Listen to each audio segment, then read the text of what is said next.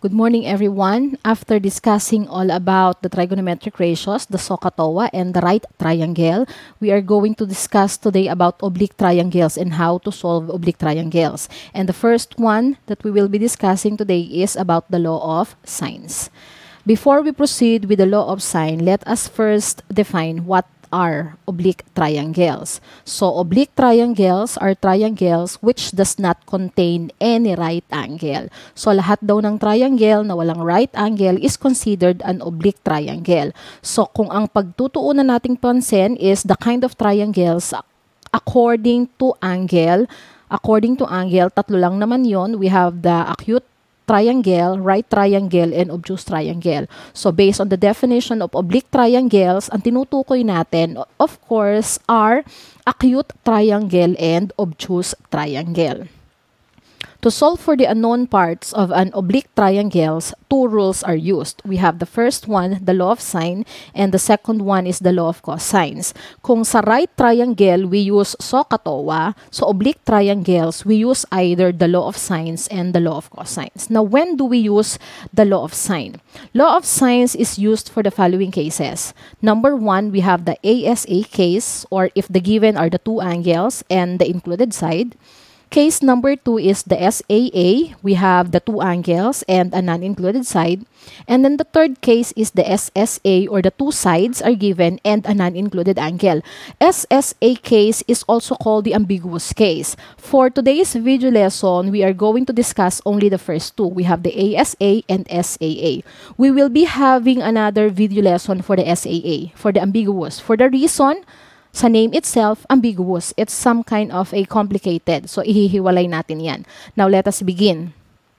Law of sine is defined by this equation. We have A over sine A equals B over sine B equals C over sine C. Again, if you have small letters A, B, and C, ibig sabihin, these are the sides. At yung capital letters A, B, and C, it means these are the angles. Now, you can have the reciprocal of the first equation. So, you can also use sine A over A equals sine B over B equals sine C over C.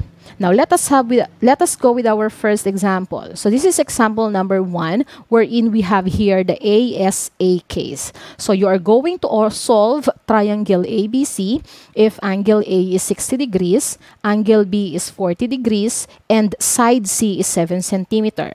Now, let us illustrate our given problem here. So, if we are going to illustrate here, then we have triangle ABC. So, let us illustrate our triangle. So, we have triangle ABC. Let's love it here. Okay. Suppose this is our triangle ABC. So, this is our A, this is our B, and this is our C. According to the problem, angle A is 60 degrees. So, let us have 60 degrees here. We have 60 degrees. And also, angle B is 40 degrees. So, let's have 40 degrees here. And then, side C is 7 centimeters. Side C obviously is opposite the angle C. So, if this is our angle C, ibig sabihin na andito ang side C natin, which is 7 centimeters. And if you are going to look at our illustration clearly, we have here two angles, and of course, the given side is their included side. Solving the triangle means we are going to get all the unknown sides and angles. So, let's have here side A, B, and C. So, we have side A, side B, and then side C. Of course, we have angle A, angle B, and angle C. Let us write the given. We have side C given, which is 7 centimeters. Angle A is also given, 60 degrees. Angle B is also given, which we have 40 degrees here. So, we are going to look for side A. We are going to look for side B. And then, of course, we have here angle C. Now, it is easy for us to get angle C because knowing that the sum of the angle of any triangle is 180 degrees, meaning to say for us to get angle C, then we have 180, of course, minus the two given angles. We have 60 minus 40. So, you're just going to subtract it from 180, which will give us 80 degrees. So, we already have angle C, which is 80 degrees.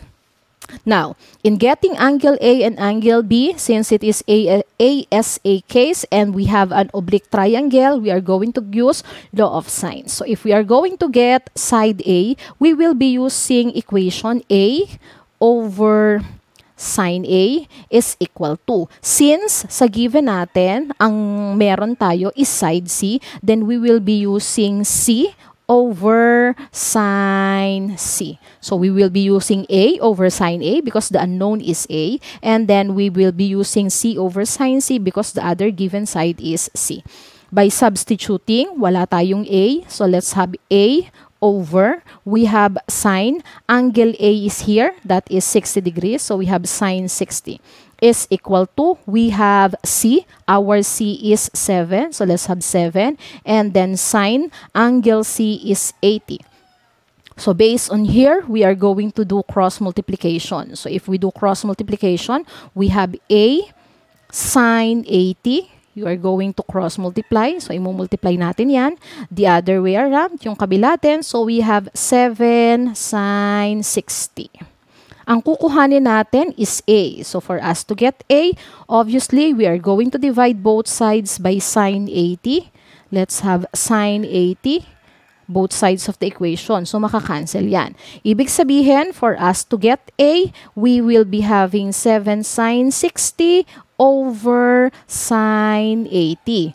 First, you may get the approximated value of sine 60. Multiply it by 7 and then divide it by the approximated value of sine 80. But of course, pwede rin namang hindi nakuhanin yung approximated value ng sine 60 and sine 80 because you can actually use your calculator at ito na mismo yung inyong gagamitin. If you do that, then we will be having, you look at here, magkakaroon tayo ng 7 sine 60. Yan ang pipindutin sa calculator. 7 sine 60 over sine 80. And as you can see here, the answer is, yes, rounding off to the nearest hundredths, our answer is approximately 6.16. So, ang answer natin dito is approximately, our A is approximately 6.16 centimeters. I hope you get it. So, let's write it here. We have 6.16 centimeters. Now, we already have side A. So, isa na lang ang kulang natin, which is side B. So, again, B ang hinahanap natin. So, ang equation natin na gagamitin is B over sine B. Now, can I use A? Yes, you may use A. And then sine A kasi may value na tayo ng A, no? But then again, let us use yung given natin instead of the acquired value here. So, let us use C because it is the one that is given in the problem. So, let us use C over, we have sine C. But if you insist to use A over sine A, wala namang problema. If your value of A is correct, wala namang magiging problema. Definitely, you are going to arrive with the same answer. Either you use A or B for the second ratio here. So we have B over sine B equals C over sine C. So let's have B. Our B is unknown. So we have B over, we have sine, our angle B is here, that is 40. It is equal to C. Our C again is 7, and then sine, our angle C again is 80. Cross multiplication, we have B sine 80 is equal to 7 sine 40. And again, para makuha natin ang B, we are going to divide both sides by sine 80. So, ang kalalabasan will be 7 sine 40 over sine 80. And again, using your calculator, pwede nyong pindutin, just like what we have here sa taas. You are going to press 7 sine 40 over sine 80. And as you can see here, the result, rounding off to the nearest hundredths, our B is approximately 4.57 centimeters. So we have here 4.57. And if you are going to observe in here, of course, the largest angle is angle C. That is why our longest side is side C. And the smallest angle is angle B. That is why you are going to notice that the shortest side is side B. I hope you can follow. Now, let us proceed with our example number 2. For our example number 2, we have the SAA case. So, you're going to solve this time around. We have triangle DEF. And then given our angle D, 32 degrees, angle E, 81 degrees, and side D, which is 42 centimeters. Again, we can illustrate our triangle. Suppose this is our triangle. So, we have triangle D, E, and then F. Ang given natin is angle D, which is 32 degrees. So, let's have 32 degrees here.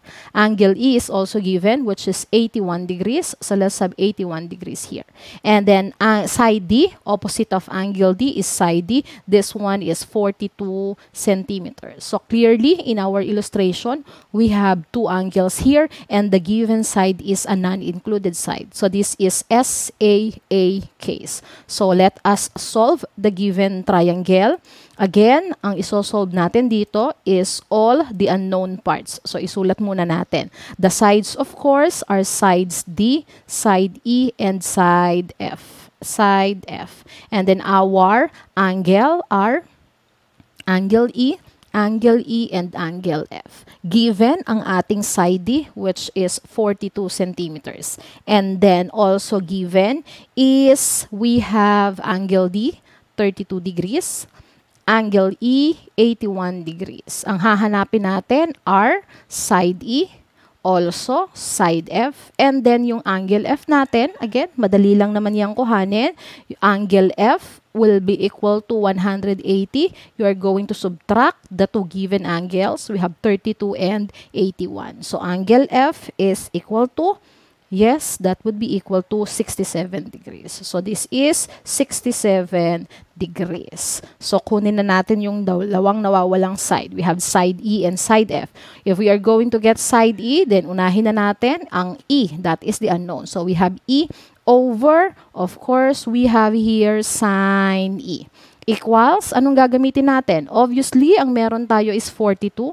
So, obviously, we have 42 here. So, we will be using D over sine D. Hindi natin pwedeng gamitin yung F over sine F kasi wala pa dan tayong F. So, ang kakamitin natin dito is yung given. So, we have D.